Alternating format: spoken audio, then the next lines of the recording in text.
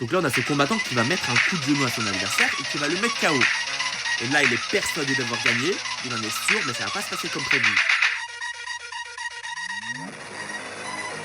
Oui, ce combattant, il s'est pris un KO et pourtant, il est revenu d'entre les morts et le pire, c'est qu'il a remporté le combat. Mais normalement, c'est impossible à l'UFC quand tu te prends un KO.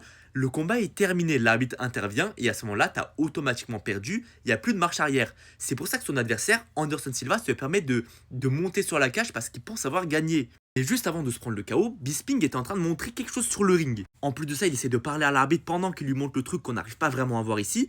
Et finalement, pas de chance pour lui, il se prend quand même un gros KO. Et la chose qu'il essaie de montrer sur le ring, en fait, c'est son protège-dents qu'il avait perdu pendant le combat. Ça veut dire qu'à ce moment-là, il se prend un coup de genou en pleine mâchoire alors qu'il n'a pas de protection. Il pourrait s'exploser les dents. Et ça annule automatiquement le KO qu'il vient de se prendre. Et en soi, il n'est même pas obligé de continuer le combat. Il pourrait faire semblant de ne pas pouvoir se relever, d'être au sol, et ce qui ferait qu'il aurait gagné le combat. Mais non, même comme ça, il se relève et il décide de continuer le combat alors qu'il n'est pas obligé et il remporte le combat comme un homme.